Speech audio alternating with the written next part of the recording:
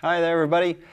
I'm Fred Thomas, and you are watching All Things Bike, a new program dedicated to the bicycle, the culture of the bicycle, and the people and the organizations that make the bicycle community roll here and away.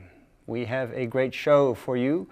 We are going to be talking to Nicole Pisani of Strategic Racing and Training. Nicole. Fred. Welcome to All Things Bike. Thanks for having me. Absolutely, my pleasure. Thanks for coming down. And you're a coach, and that's such an important thing nowadays if you want to be an athlete. Why would I want to be a coach? Why do I need a coach, do you think? Well, depending on where you are in your life, take me, for example, or my husband. We just had a baby. Oh, yeah. Congratulations. Well, thank you. What's her name again? Eleanor. Eleanor. Yeah, she's Wonderful. great. And so we're both finding, as avid racers, that our training is time crunched. Yeah. So having a coach is very helpful in allowing us to focus on what we need to get done in terms of training to get us to our next goal, which would be like an upcoming race. Right.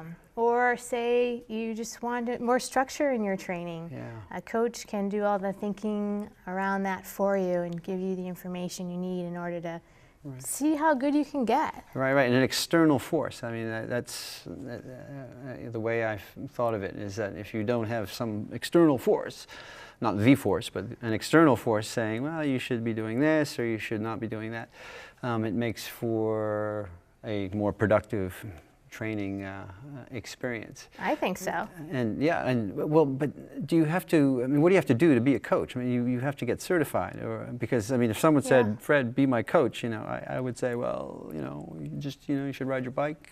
It would not be very useful. So what did you have to do? Well, for me, I mean, there are so many resources out there, Fred, for becoming a coach, and depending on what you want to focus on as a coach, whether it be cycling, for example, there's USA Cycling is a tremendous resource for coaches where they have certifications, and that's one of the certifications that I do have, and they've been great. I also specialize in triathlons, so USA Triathlon has a series of certifications to further the professional development of coaches.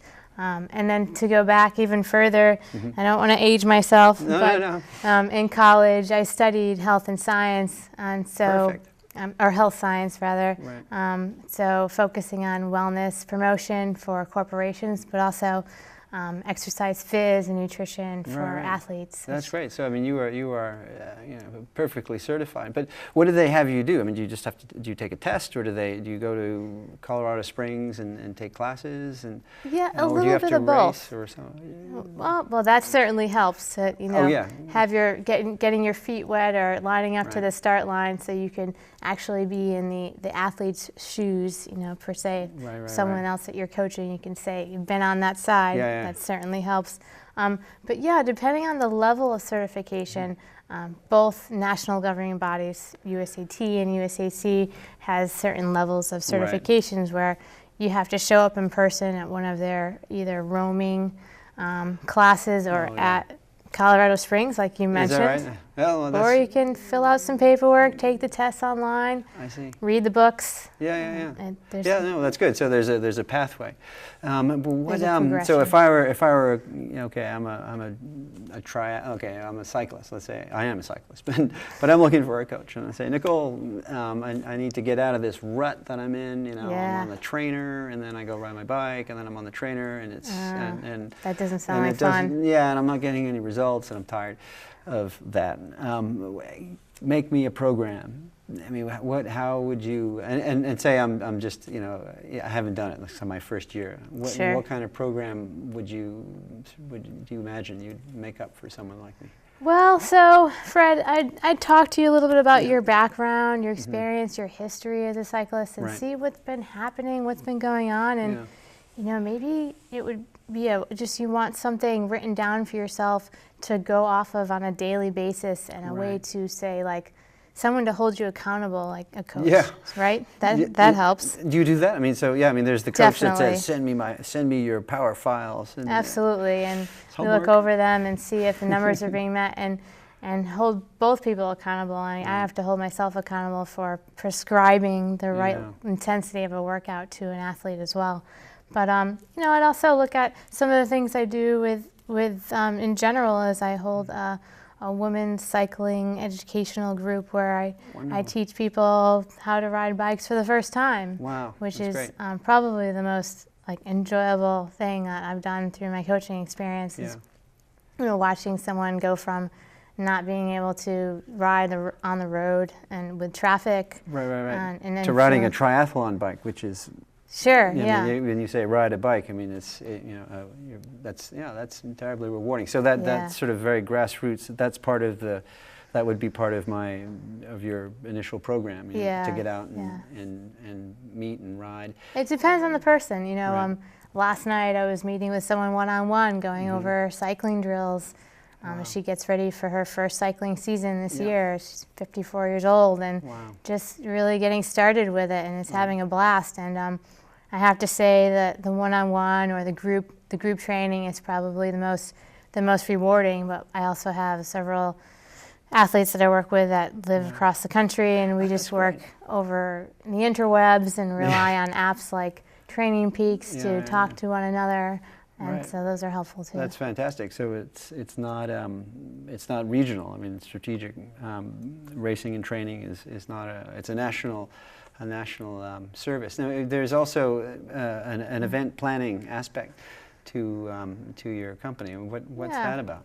So I have a background of about 8 years in race promotion and production. Right. And that comes from working for Tri-Main Productions. Oh, yeah. And that was involved with a number of triathlons in the state. Right. And so since then, I started my own company, and I now consult and then own some cycling events. Wonderful. One of them is the Casco Bay Cyclocross race. Okay.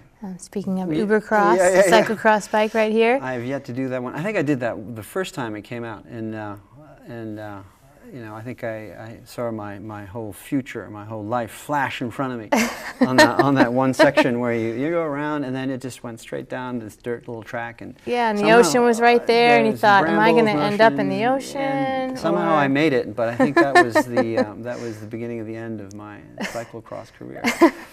But I had no idea. But that's exciting, and so you do that in the fall, and are you going to run a triathlon event, or is that just too many?